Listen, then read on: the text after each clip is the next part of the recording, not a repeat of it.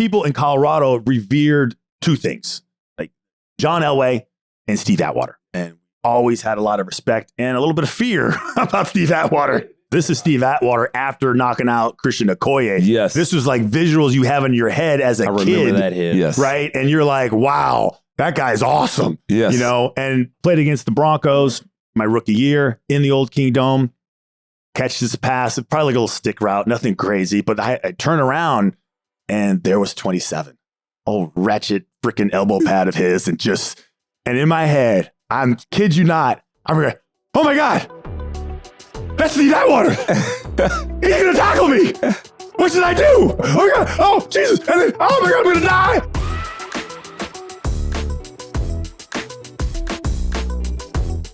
What's up, everybody? I'm Peanut Tillman, and this is the NFL Players Second Acts podcast. And with me, as always, my trusty co-host, Roman Harper. Notice I said Roman Harper, like it's like my East Coast, Boston. No, Harper. No, let's just get right to the guest today. All right, he's a 13-year vet, two-time Super Bowl champion, and he's a podcaster, and he works as a professor at Bryant University. Ladies and gentlemen, please welcome to the pod, Christian 4EA. Nice job. Yeah. Nice job. Nice job. Nice job. I listen. I watch you guys' podcasts. I'm a big fan of you guys. I Thank love you. like bringing in the old guys. I love the story time. Yeah. And I actually like politicking to get on this show, just to talk with you guys, just to chop it up. Really? Right? Yeah. You guys do a great job. A's for both of you. Thank you. We're gonna have to work on some things with you, Peanut. Okay.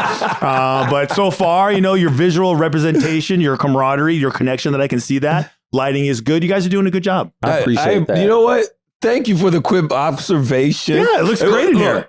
Like I said, he's a professional in this area. You're teaching it now currently at Bryant University, which is I had to look it up because I did not know. I know nobody does. Yes, it is a private liberal arts school, and it's outside of Providence. Yeah. Right? And the other thing is that you are now teaching in the sports industry's media and promotions program. Yeah.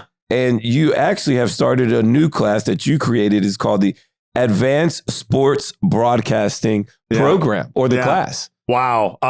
There's a lot there. Yeah. So it's so funny. So it's in Smithfield, Rhode Island, which is funny because the Patriots used to have their camps and their practices there. Really? So the first year that when I signed with the Patriots, I was walking around that campus, dreading it, sleeping in the dorms where my students sleep. It's hating life. You know, when camp was, you go to another college. Terrible. It sucked. Yes.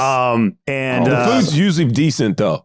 Maybe for the first week, and then you're like, just whatever, man. Chicken again? Yeah, chicken again. How many ways can you repurpose this chicken? But yeah, I teach 3 classes, and the class that you're speaking of, why I'm here today in San Francisco, because I have that advanced sports broadcasting class.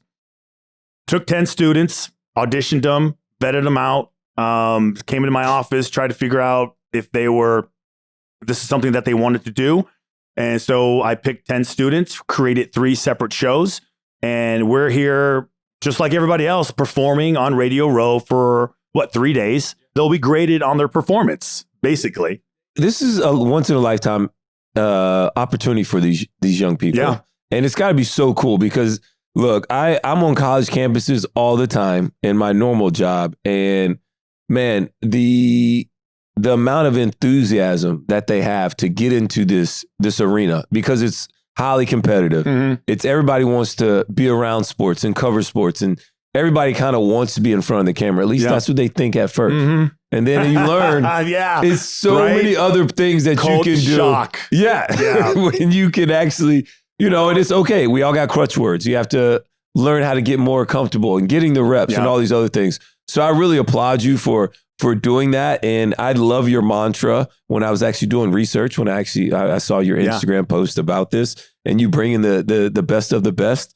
You said that we know fans watch the game. Yeah.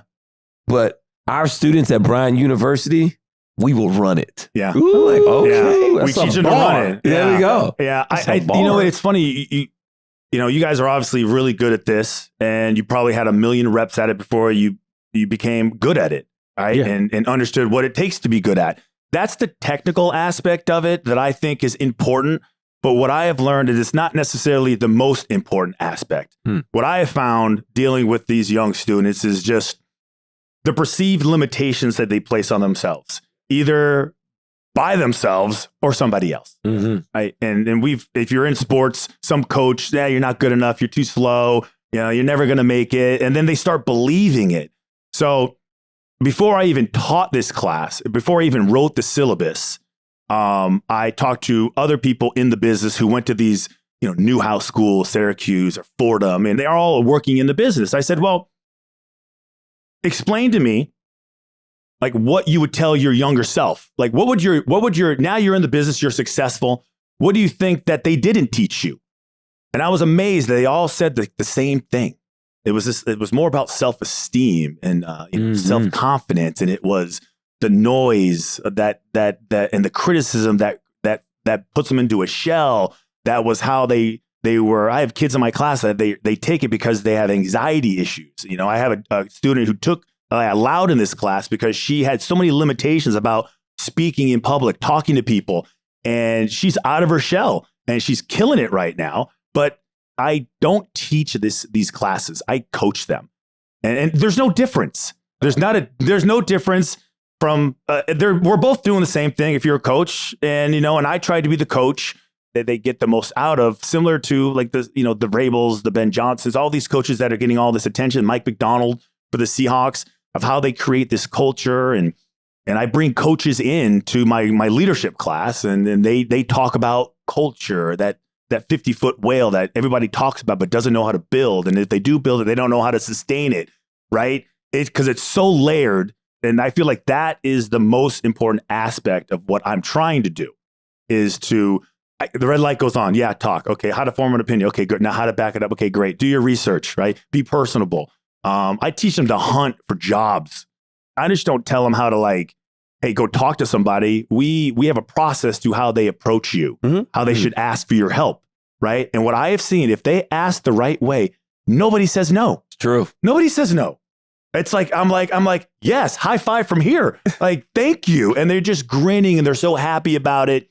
So it's been a trip, man. I'm not going to lie. It's been a definite career second act, like legit. That's why I wanted to be on this show. Yeah. Because I felt like this fits their show. They need to have me on. The confidence piece, right? Yeah. It kind of sounds like it's a love language, right? And it's the love language would be words of affirmation. Mm-hmm. And that is what you're coaching with these kids, is just making sure that they hear the positive side, or giving them the confidence to do this job, because it sounds like they're all kind of nervous. Yes. And Peanut, I'm glad you said that, because I literally have a 2-hour lecture just about, and it's titled, "What is your coaching love language?" Like, what is it? Like, what do you, how are you inspired? How are you motivated? Do I need to motivate you with encouragement, or do I need to motivate you from heavier hand? And you walk into the class, there's 30 kids in there, and they're all, you think you got a big, hole in your head, and they're just almost waiting to be entertained. But I was like, no, they're waiting to be inspired. They're waiting to be coached at, right? Like, by somebody who cares. And you guys have had long careers, and I'm sure you've had crappy coaches. If you go back to when you were a kid, and you've had probably coaches that you probably still talk to, Yep. who are probably mentors in your life. And same with me. So I tried to be the coaches that I tried to be the teacher / professor that had an impact on me. Like, guys that made a difference in my life. I steal all their sayings. I just convert it to broadcasting. Yeah. That's all I do. Okay. I definitely have some NFL coaches. Oh, we can curse. Yeah, I've had some massive. I've had a few. I know you're trying to say. I was just like, I'm gonna keep it real. I've had some NFL coaches. Like, it just. All right. I'm just saying. I've had coach too. It's like a whole it's like a therapy session. Let's just complain about our coaches. Damn, I feel better as well. Right? I feel like I can conquer the world now. All right, Rome, ask your question now that we. Okay. I got that out the way. Got it on my chest. What was it like growing up in Southern California, Encino, which is now fancy? Well, here's the thing. People think I grew up in Encino. Okay, you did not. I did not. My school, my high school, Crespi High School, right off of Ventura Boulevard, was in Encino. Okay. I grew up in the North Valley in a city called Northridge. Oh, okay. Okay, so it was about I don't know, maybe a 30-minute ride to my high school. I loved it. Okay. My dad is a police officer and a bricklayer. So we spent our days, working with him on jobs, mixing mud, mixing cement, just going with him. Never owned a coat, never really wore shoes. We had the bikes with the steel pedals where like if you slipped up a little bit, you're getting that. The nail was coming off. I loved it. I literally loved it where I grew up. Had a paper route when I was in 5th grade, waking up with my brother, delivering papers. In those days, you had to go get your money, but you had to go to house. And it was like a $1.25 that these people would owe us. And they would be like, sorry, I don't have it. I was like 12 years old. How many times are you gonna make me come back?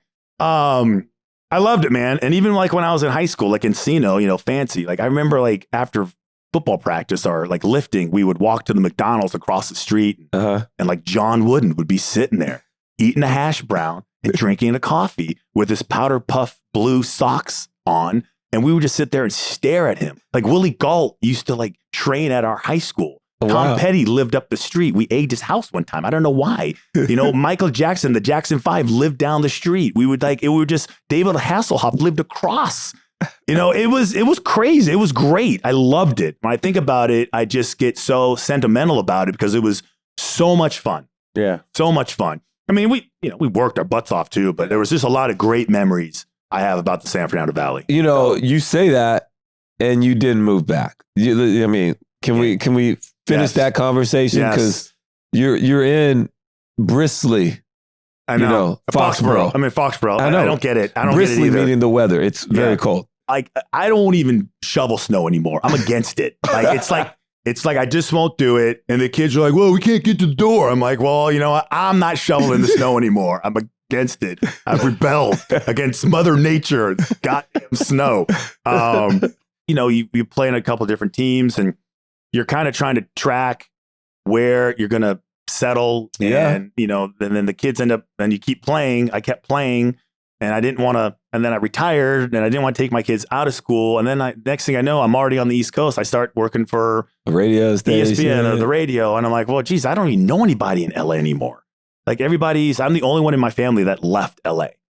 Everybody was in like a 5-mile radius of each other, either in Granada Hills or Northridge or, somewhere in a 10-mile radius. Everybody's still there. I'm the only one that hasn't come back. And I told my wife the other day, I was like, I don't know if it's ever going to happen. I don't even know if it's going to happen. But yeah, I miss it. But what am I going to do? This guy, I needed to know. I know. That's why my friends, Roman, well, they still to this day, I was such a Southern California snob. I love the beach. I loved it. So was it a shock when you went to Colorado? Leaving all this sun and the great weather and the beach, surfing, and I wanted nothing to do with Colorado. I will tell you this right now. I told Colorado no. I was I was like, this is horrible. Like it was freezing cold. Like Willie McGinnis was on my recruiting trip. Yeah. And I remember seeing Willie. I played against Willie in high school. He went to Long Beach Poly. We won, by the way. Just if you see Willie, let him know that I brought that up again. Okay. Can never escape it. Can't run from it, Willie. And I just remember I told him no. I told Bill McCartney no. But one, I was like, I just didn't like it. Two, I was like, I don't belong here. Like the guys, Canavis McGee, Willie, like Alfred Williams, just monsters. I remember like being in Canavis McGee's like apartment and they were like playing dominoes and they were like, you want to play? And I was like, all right. And I started stacking them up like I was going to do like a little, not actually play dominoes. I was going to like, oh, look at the dominoes go around. Yeah. And it just, I told him no. And then I told him I was going to Northern Arizona University at the time I think 1AA. And I was undersized. I just didn't feel like I could make it there. And the coach called me back, Ron Vanderlinden. He's like, hey, I feel like you're going to change your mind. And I'm like, I did. I did change my mind. Thank you for calling me back. Because I feel like I screwed up a massive opportunity. And I said, yes, I will go. So that's how that happened. And the first time I got a coat, my dad's going to say this is a lie.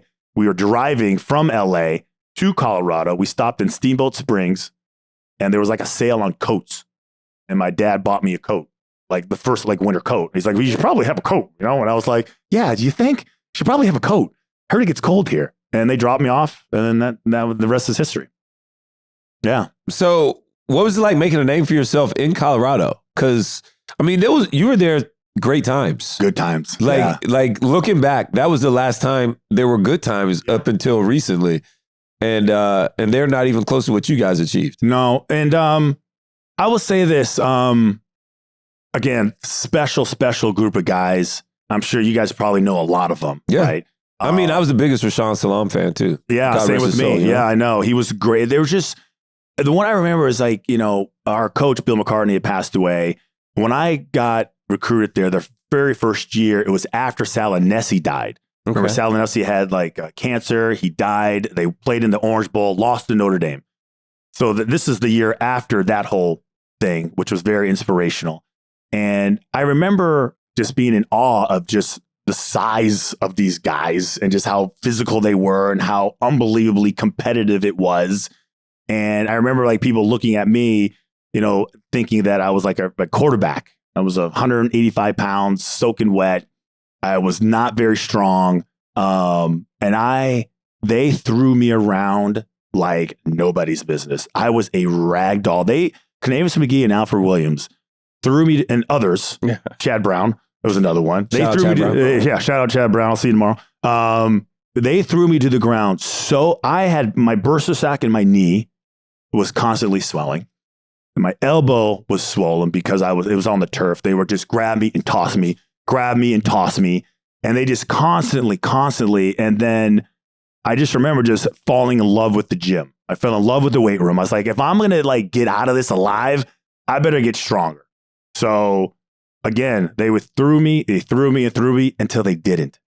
It never happened again. I remember exactly when it happened. And I just learned how to counter the move. I don't even know how it happened. Like I remember going, guy's going to toss me, and I just countered it. And then I was like, wait a second, then I can do this. And I was like, wait, if I keep my feet wide, I can do this. And then if I really go to a dark side of my mind, I could really do this. and that was it for me in college. Like that never happened again. But I'm telling you, I see these guys, I see Canavis and Al, and I love those guys. And I was like, man, you guys are really rough on me. It's because we knew you were going to be good. Like, liar. That's not even close to what you were thinking. You're like, here comes some little scrawny kid out of LA. They were from Houston. They're just tossing me around like it was like nobody's business. So, but the years were great. Some of the happiest days of my life were at the University of Colorado. I think because of the guys. Yes. The guys were great. Still talk to those guys. That's what it's all about, though. Relationships, man. I love the story about the punching bag. I have my own punching bag that I use from time to time. So I think we all need one. Yeah, everyone needs a punching bag. Like hopefully he doesn't go to the gym and get stronger. But he is getting a little stronger. It's like, I got to stop messing with him. He might come and get me. The Miracle at Michigan play. Yeah. 1994, guys are at Michigan. Cordell Stewart, he throws the Hail Mary. You guys beat Michigan 26-27. Where were you at on that play? On the sideline. Too slow to be on that side. Not fast enough. No, I was like sitting on the sideline, just watching it. I wasn't on the field. They had all the fast wide receivers. Good group of wide receivers, like Michael Westbrook, Ray Kruth was on there at that time, but not in a different spot in his life. But we had really fast guys, and nobody knew Cordell could throw it that far. And I actually have a picture of the right before the score, right before, right? It's almost like a before and after, because like at that point in time, we shouldn't have won the game. Mm-hmm. And here's the thing about that play. I'm curious what you guys think. There's been thousands of Hail Marys since then, okay? But they only really showcase two in all of college football. Like the Doug Flutie one against Miami. That's the first. And then the Colorado one. But we've seen them in the pros. We've seen them in college. I just wonder why that one was so special or unique. I have no idea why. Like that one is considered one of the best ones, where I've seen other ones that have been more impressive. Could it be that you guys were Colorado and you're at Michigan, like the location, the stadium? Yeah, no, I mean, I think that's definitely valid. For me personally, I think the biggest thing was that, number one, the shock value of nobody knew Cordell could throw it like that. The ball traveled like 70 yards. Yeah. Like every bit of it. You get the tip. So it's a little bit of yeah. and then And here comes Westbrook from the left side. come out of nowhere, Yeah. catches it, Yeah. and then it's just pandemonium. The great celebration to see Cordell run 60-yard sprint, I know, doing everything like that, and then after that, they kind of propelled you guys. Colorado was looked at so differently. 94 draft, second round pick. What was your welcome to the NFL moment? Okay. You guys will appreciate this. 2 defensive players. Okay. This is hand to God exactly how it happened. Okay. No exaggeration whatsoever. People don't believe me when I say this because they don't think your brain can work this fast. Okay. Maybe you've heard worse or better. I don't know. I'm going to say it anyways. Mine was Steve Atwater. Okay. Okay. Being in Colorado, we always watched Steve Atwater, and we always had a lot of respect and a little bit of fear about Steve Atwater. Were they in the Big 8 at this time? No, yeah, Colorado was in the Big 8. Colorado, but Steve was obviously playing for the Broncos. Right. Okay. I didn't, because I know he played at Arkansas. No. This is Steve Atwater in the pros. Okay, this is Steve Atwater after knocking out Christian Okoye. Yes. This was like visuals you have in your head as a kid. I remember that hit. Yes. Right? And you're like, wow, that guy's awesome. Yes. You know, and people in Colorado revered 2 things, like John Elway and Steve Atwater. Yeah. Like, it was like, that was it. And we used to watch them on Sundays during like training table at this like little restaurant that they would allow us to go there and watch. And I just remember just whatever. It was just one of those things where, wow, this will never happen. Played against the Broncos my rookie year in the Old Kingdom. Catch this pass, probably like a little stick route, nothing crazy. But I turn around and there was 27. Oh, wretched freaking elbow pad of his. And in my head, I'm kid you not, I'm like, oh my God, that's Steve Atwater. He's going to tackle me. What should I do? And that is exactly how I thought about it. I remember, oh my God, oh Jesus. And then, oh my God, I'm going to die. Oh Lord Jesus, I'm going to die. And then it was, I did it, but it was such a crazy, surreal moment for me. And then after the game, to make it even more cool or awesome for me, just geeking out a little bit, was he came up to me, saw me out after the game, and was like, good job. I can't remember exactly, but he was like, we're proud of you, excited for your career. You're going to have a bright future. It made my day. Absolutely. It was like so cool. Like there's a couple times where I remember other players complimenting me for whatever reason. And that one always stands out when people ask me about my welcome to the NFL moment. That's the way my brain was talking to me. Like freaking out. Steve Atwater is going to get you, And then when he knows your name after the game. Yes. He knew my name. I was like, wow, he knew my name. I wonder if he watched me when I was in college. Can we be best friends? Like, should I call him? That might be one of the best welcome to the NFL moments I've heard. Most of them are just like, oh, so-and-so hit me. I got hit hard. I had to buy this. They're normally like terrible experiences. Yeah, well, it's also humbling that you can be like, no, I was geeking out. It was like the coolest thing ever. I covered Steve Smith my rookie year before I tore my ACL. And I covered him on the back line. And after the play, he was like, hey, Hart, like, I've been watching your game, man. You're going to be a good player. To me, that was like, oh my God, he knows my name. I couldn't believe it. Like, why would he know me? And let me ask you this. Now, when you got older, did you do the same to some younger wide receivers, or did you hold it in? I can't remember. Held it in. You held it in. Roman, come on. I held it in. I probably held it in. I do it now, though. In all seriousness, so like I do it now, though, because I didn't have a problem giving a guy credit, but now I make it my mission to, if I see a player like being here at the Pro Bowl, Super Bowl, I will go up to a guy. I went up to Patrick Surtain Jr. and was like, hey, man, I am a fan. I love what you do. I went up to Micah Parsons. Hey, Mike, dude, how you play this game, your motor, I respect it. I love what you do. You made your team better. And you said a couple other things like, hey, that's it. That's all I wanted to say, man. Nice meeting you. And then I leave. No pictures, no autograph. I just wanted to tell you, man, I respect how you play the game, how you come to work. You're a real professional. Love that about you. I agree with you. Can I share one story though? Yeah. Go. Okay, so that was the stupidest, dumbest, arrogant thing I ever did. This trips me out to this day. Playing for the Patriots, and there's this young rookie, strong safety, crazy hair, wears some stupid number 43. I'm like, who is this guy? You know, and it's Troy Polamalu. Huh. And we have all these plays where we're like, you know, comboing up to the safety, right? And to my, like, you know, ignorance, you know, I didn't really study him. Didn't really know much about him. I literally just saw number 43. I'm like, well, this guy must suck because It's a terrible number. it's a terrible number. Those Like guys, 41, 43. those guys usually Trash. get cut. They get cut. And sure enough, like, couple plays, and he's just coming down and blowing me up, and he's blowing up the play. I'm like, freaking A, man, why is this guy getting downhill so fast? And he has no fear, zero fear whatsoever.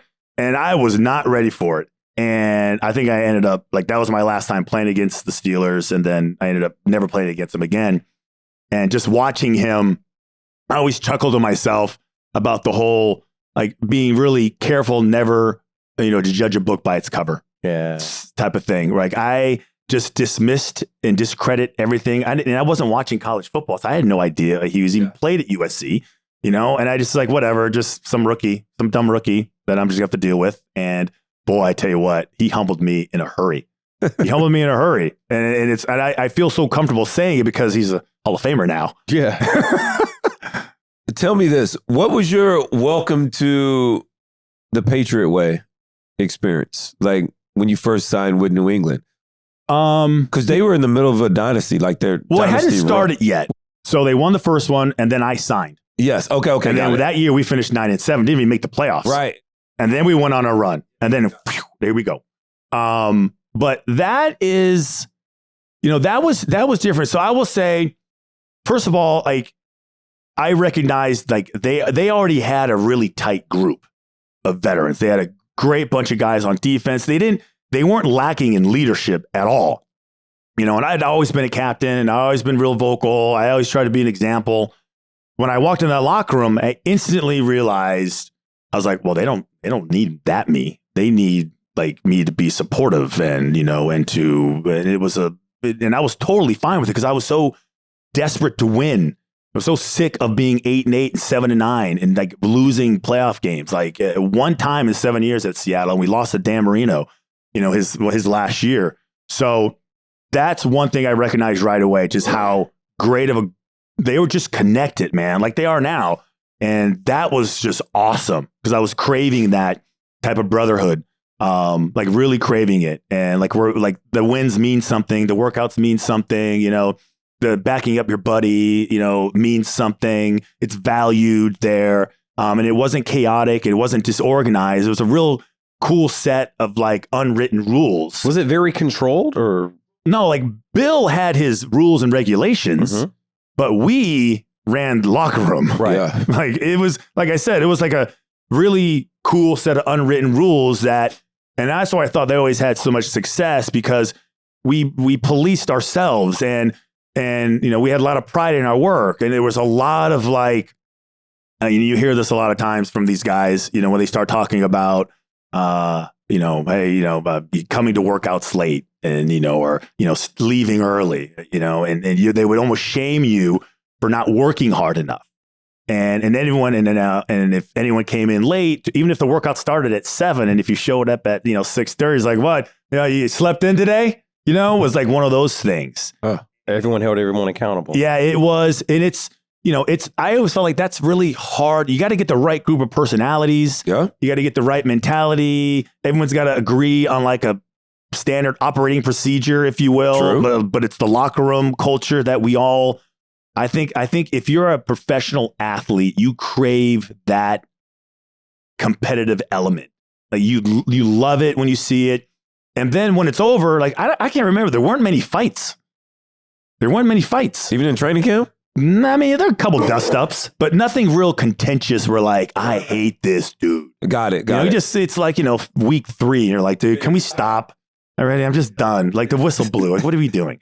But that was normal. Like, we hung out together, we ate together, and it wasn't like receivers here, linebackers here. No clicks. No clicks, right? The only, even young guys would come, like we'd all go out to eat. Like I remember, like it was like, well, I wasn't used to it. Usually, even the quarterback, even Brady, he wasn't just talking to one guy. He would go sit with the lineman. He would sit with some new guy, and then it was just, everything was fair game. Now you talk about punching bags, like you walked in with thin skin, like you eat you alive. I think that's every NFL locker room now. Yeah. Like they make a joke and then he mad. Oh, let's get him. Yeah, let's bring it on. Let's go. It only gets worse. It's 10 times worse. Don't do that. But it sounds like what you're describing. It sounds like us in Carolina in 2015, like dinners, hanging out, no groups, no cliques. All right, and are you surprised like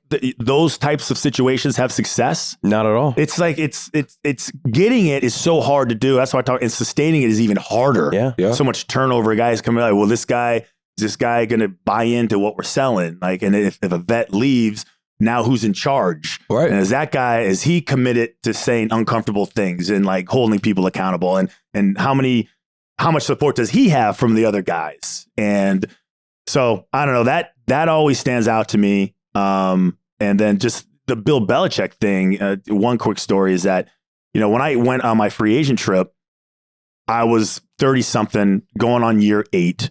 And I had multiple surgeries on my ankles. I was hurt all the time. And I came to him, I said, listen, I can do this, I can be healthy, but you can't beat me up in camp. You just can't do it. Like I just, not that I wouldn't do it. I just couldn't recover. My ankles would swell. I'd pull my groin and I'd be chasing my health into November. Yeah. So I was like, so you can do that. And I can tell you right now, this is how it's going to end. And he was like, okay. And I said, all right, we'll take care. And he said, well, I'll take care of you. I was like, whatever. Left, signed anyways. Freaking get to Bryant University. Okay. Take this long ass walk to their practice field that was like dirt covered with grass. Okay. It was hard as hell. And then we had I guess the third practice came around. Trainer comes up to me and says, hey, you're down today. I was like, that's a trick. I'm not really down. He's testing me. I'm like, no, I'm good. He's like, no, he took my pads. He's like, you're not practicing today. Coach said you're down. I was like, damn, he remembered. You got that in year 8? Yeah. I'm telling you, I couldn't do it. I'm not I had 4 surgeries on my ankle. I had 2 on my shoulder. My back was a disaster. I had multiple shots, epidurals, so I could play. And I had finally found a rhythm where I could kind of manage my health, where I could still be real competitive. I can still make a difference. But if you're going to beat me up in August, dude, I'm just telling you, I'm not going to make it. Yeah. It's old for year 8. I got that in Carolina after not getting any love. Yeah. Like in 8 years in New Orleans. Same. It helps. It my does. God. I got it in Carolina too. It You're helps. 13. Yeah, he got it. Oh my God. That's why you're like, you're 8. You're 13. He's all mad. Yeah. No, I got it. What do I have to do? That's funny. I didn't get no vet. Did you ask for it? No. You didn't ask for it. No, Rivera would just give it to you. So they had it really good. I stopped feeling guilty for the other players too. That's the other thing. After my first year of getting a couple vet days, yeah, I didn't care no more. I loved my vet day. I know. Put my little visor on. I didn't go visor. I wore a bucket hat. Yeah, I don't want no sun on me. I'm completely all out. Yes, I'm all in. So and then the fact that he remembered, because we never spoke about it again after. That was in February, maybe the free agency period. I don't know when it was then. We never spoke about it again. And I was like, he ain't going to remember. And I wasn't going to say anything. And sure enough, I made it. I never even missed a practice in the 4 years I was there. Well, that was good vet days too, because nowadays you get 1 off day per 7 days. You didn't even have that. So a vet day for you was like, oh my God, it's like manna. Yeah. But you couldn't get enough Felt of it. so good. Yeah. I skipping to the locker room, feeling all fresh. If you were a coach, how would you assess your career as a player? One of the best compliments I ever got was from my old coach, and he didn't even say it to me directly. He said it during an interview. And somebody told me about it years later. What's the coach's name? Bill McCartney. Okay. My Colorado coach, right? Remember I told you I was like getting tossed like crazy. Yep. And he had said, I'm going to try and say it the right way. I may have to add my own phrase to it, but something to the effect of somebody asked him about me. And he said, oh, Fauria. He's like, that guy squeezed every ounce of talent his body had. He left nothing on the bone. It was the way I would say it. And I never heard it, but I was so proud of that he said that, because that was exactly what I was trying to do. I was trying to squeeze every ounce of talent out of my body, because I just felt like that's what I kind of had to do. And I knew I was limited in so many different areas. If I didn't use all of it, like I would be at a disadvantage. So I had to use all of it. And I think it was after I got 13 years. I think the question had to do something with, can you believe Fauria played 13 years? And he's like, and that's what he said. It said, this guy squeezed every last ounce of talent his body had. And that's what I think they would start with, would be that. Love that. Yeah. Were you ready for the transition? You were 35, 36? Yeah, I think it was 36. Were you ready for the transition? Because ultimately, those are the stories we love to hear as well. No, and there's a lot of bad stories. There's a lot of bad choices that I made, and it is business, personal. Yep. It is funny because when you leave, you think you're ready, and I did all the the symposiums and the business. Don't start a restaurant. I still opened 2. Okay. Stupid. He said I opened 2. Yeah, I opened one and then opened another one. It's like, oh, hey, this is going so well. It wasn't. Let's open another one. So stupid. Oh my God. It's like one of the dumbest mistakes I made. Okay. I love that you can laugh about it though. Yeah. Well, I was like paying the lease for like 3 years. Door shut. I was like, we're still paying this lease. I thought I was, because I went to all the symposiums. I did all the things. I saved all my money. I didn't spend a dime on anything. I saved everything.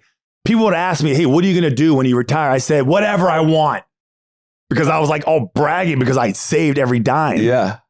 Well, then, you start making bad business decisions. You trust people, treating like random business people like they're my brothers from a locker room. Yeah. Like, well, you wouldn't let me make this decision. No. This you wouldn't clown try would to mess me up. Yeah, you wouldn't try to trip me up and try to like trick me, and too trustworthy. So made a lot of bad financial decisions, ended up getting divorced, which compounded everything. For sure. Okay. We've heard those lessons. Yes. And then I just remember I didn't know what I wanted to do.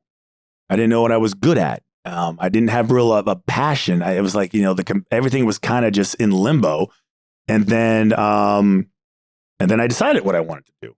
Right? And then I remember I was like, I better freaking decide what I want to do with my life. And then let's just admit, let's decide and tell everybody this is what I was going to do. Right. Whether they thought it was smart or not, I decided I was going to get into broadcasting. I didn't know what it was going to be. I didn't know what shape or form. I didn't know who. And then it was like, okay, well, how bad do I even want this? Right. Because I thought that would have something to do with, what I was going to do. Right. So like that second, then the third was, so like, what do I want to do? How badly do I want it? And then like, what am I prepared to do to get it? I had already given my body and energy so much that I didn't know if I wanted to sacrifice again, be disciplined again, be humbled by people saying no. I was going to say, are you ready to hear the word no, or that you're not good enough again when you've already made it to the top? It's such you literally just second act. You start all over again. Absolutely. And we don't, I would say I don't want to speak for you, but you get to like such a high level that is so hard to reach, that so very few people are capable of achieving. Yep. And if you do it for a long time, right? And then you're like, I'm 35, 36. Like I'm 54 now. When I look at 36-year-old Fauria, I'm like, that guy was such a dope. He was so stupid. And he made so many rash, careless, reckless decisions. But not until I admitted to myself and was willing to start all over again, which meant begging ESPN to hire me, going to a station called Versus, working for free. I worked for free a lot. And just, driving places. I would like try to set up a meeting. And I was like, okay, how am I going to get this person to meet me? And I said, I'm just going to tell them I'm in New York. I wasn't in New York. I said, and then they would say, yeah, I'm free for lunch. And I would hop in my car and I'd drive down to New York from Boston. I was like, oh, I'd carry a bag and act like I was on a business trip. And I had just driven from Foxborough. And I just hustled. I worked. I got fired a bunch. Nice. And I just kept finding my footing. I kept working. I would say, and this is what I tell my students, I had built up so many good relationships and built up a good reputation that way. And I was always available. I would reach out to people even if I didn't need anything. And just to say hi, that's been more beneficial than anything is that relationship. And then that's how I ended up in teaching. I had a radio show for 13 years. Guy calls me in, boss, who I have no respect for at all. I couldn't stand this guy, and I knew I was going to get fired. Right. I could just tell they weren't looking me in the eye. They were avoiding me. I told my co-host, they're going to fire us. Sure enough, hey, they want to see you. The only thing that was missing in the room was plastic. Okay. As far as that goes, I walked in, HR is there, my boss is there. You already know what time it is. I already know what time it is. I already knew. I said, minus the plastic from Goodfellas. Okay. And he sat me down. He said, hey, we're letting you go. This doesn't work. Take your stuff. Beat it, basically. Whew, man, it took so much poise for me not to just strangle this guy because I had no respect for him. And I think about it, and anger oozes out of me because he was a terrible boss. He was a terrible coach. And I was like, all right. I left. And I called my wife. I was like, hey, I got fired. And she's like, well, what are you going to do? And I said something that I refuse to let my students say I said, I don't know. No clue. Freaking out. I still have little kids, child support, alimony, all this stuff. I have a house. I was like, how am I going to pay for this stuff? Freaking out. But I did the same thing I did when I retired. I sat down and I decided, okay, real honest with myself, what do I want? And I don't want to coach a sport. I don't like the lifestyle.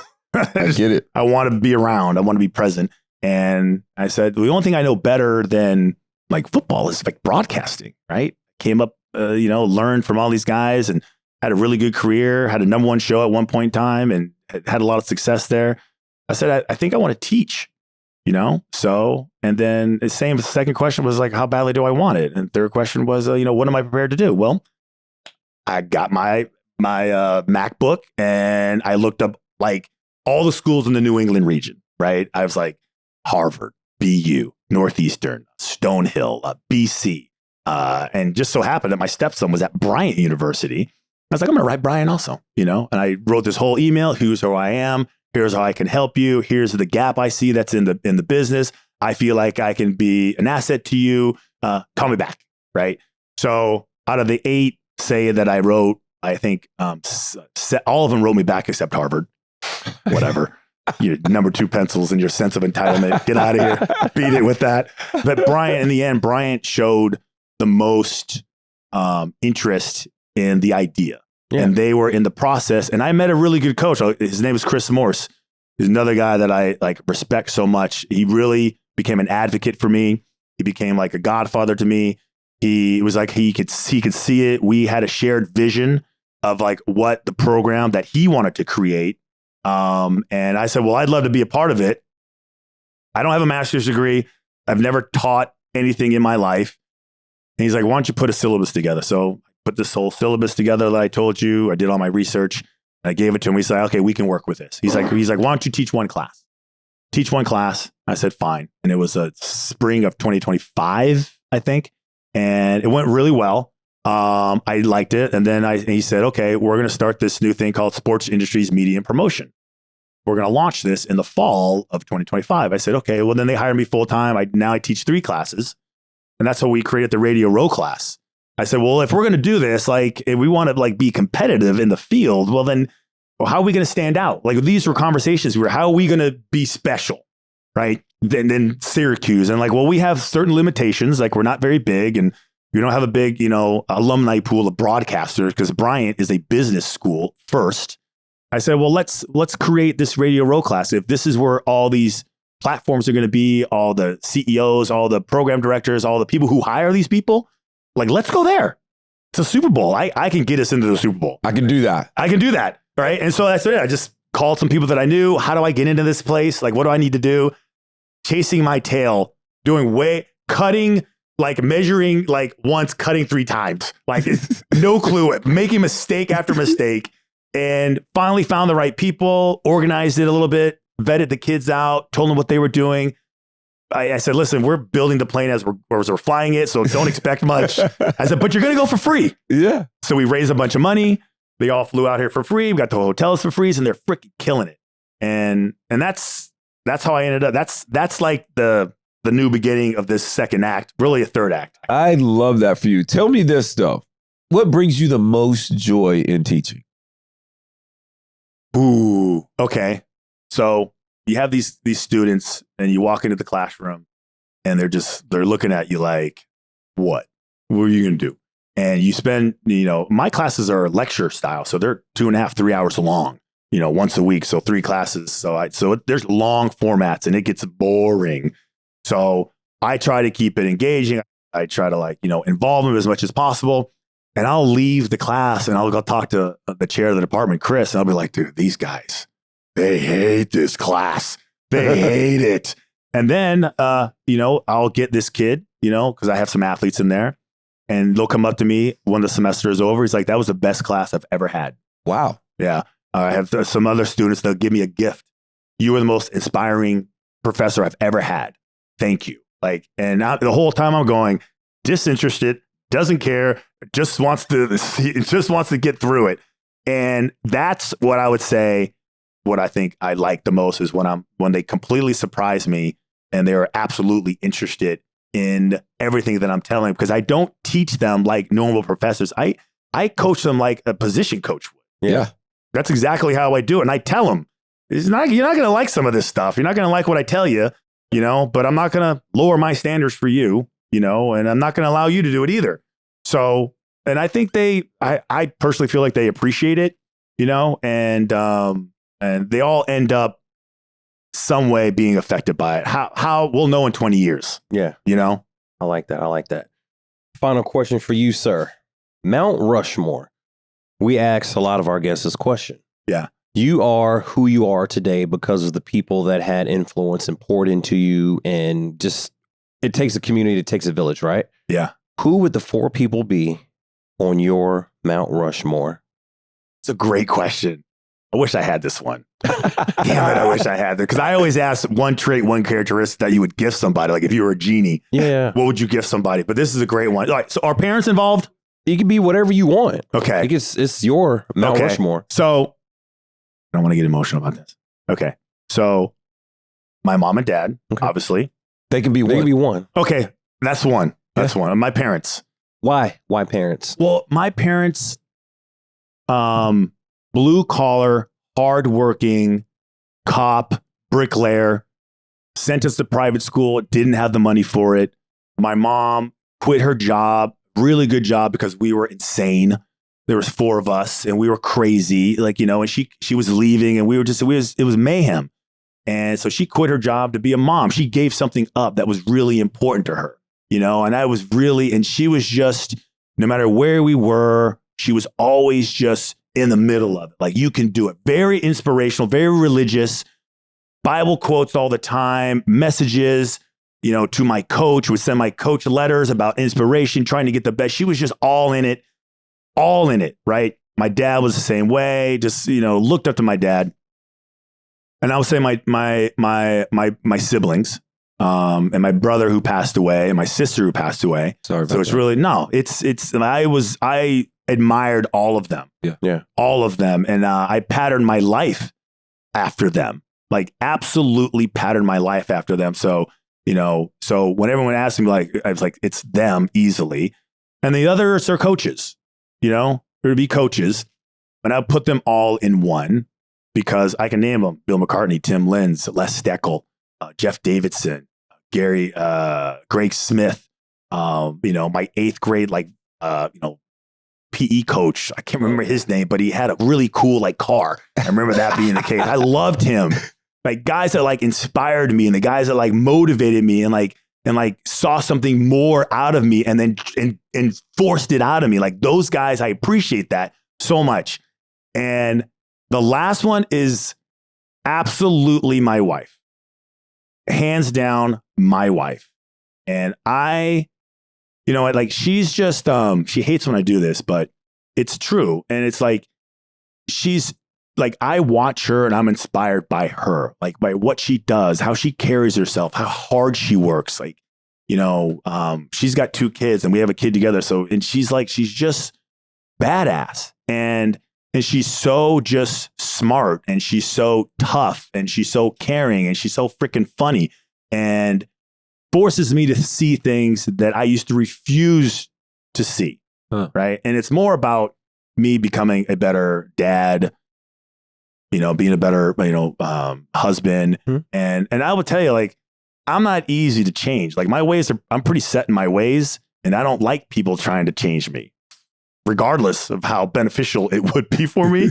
And I think that to me, her in my life is absolutely just changed everything about me. And so I would say those 4 people, those 4 aspects, my parents, my siblings, my coaches, and my wife, that would be it. I love that Mount Rushmore. That's the best question I've ever had. Yeah. See, it is. You're forcing me to think about things I don't want to think about. I may steal that genie one from you, though. I kind of like that one. Like the what thing? The genie. The genie. What you would give somebody or what you would trade? Yeah. Well, let me ask you this. What would you, because I'm going to steal this and add it. So the question ends like this. If you could gift young adults one trait, one characteristic that you believe would best help them be successful in life, and you can only pick one. And I will say, I ask this question all the time and everybody says something different. So I'll start with you, Roman, as I hijack your show. I would say the one thing that I would try and bless everybody else with is that a positive attitude, no matter what you're doing, no matter what room you're in, no matter what situation you're in. Keep a positive attitude. Usually things are going to end up turning out for you. I've never heard that one before. I would say that. Yeah, that's a great one. A positive attitude. Yeah. Kindness. I would bless everybody with kindness because it costs nothing to be kind. It costs you absolutely nothing. And specifically today, I think we as a country, United States, we need a lot of kindness right now with what we're doing all over East Coast, West Coast, down South, Midwest. Kindness. Yeah. I've never heard that one either. Those are great. Thank you. Those are awesome. Positive attitude and We're kindness. professional. You guys are A plus. I don't need it. No midterm for you guys. Yes. Beat it. Yeah, easy A. Peanut's always trying to get me to go back to school anyways. And I'm always like, no, I'm fine. I am. What happens is now that we're we've kind of, crossed over. Now we're like this, each one of you will be getting a message from me. Hey, by the way, on Thursday, April 2nd, could you zoom in and talk to my students? I would do that. I just did a Zoom last week with one of my, he was not a teammate of mine, but he went to University of Alabama. So I do that all the time. And me being in the media space, I talk to kids on campuses and do all that. So I'd love to do that if I could do any of that. Yeah, absolutely. Christian, man, dude, you're awesome. Thank you so much, man. I'm glad that we were finally able to get you on here. Yeah. I appreciate you sharing all the stories, dude. You're awesome. Great personality. You guys have been the best. I've told you, I'm a fan of the show. So I decided what I wanted to do. Yeah. I wanted to be on your show. I decided how badly I wanted it. And then I just did it. Man, I love this show. You guys, this I love chopping it up with guys like players. I love it. I love sharing stories. That's what this whole event, the Radio Row, is about. You bump into somebody, you start telling stories. I was just with Rondé Barber. We were laughing our asses off. I don't even know Rondé. I've never even met him. And we're telling stories, just giggling like girls, little schoolgirls, about the shared stories or, hey, we know the same coach. It's freaking cracking me up.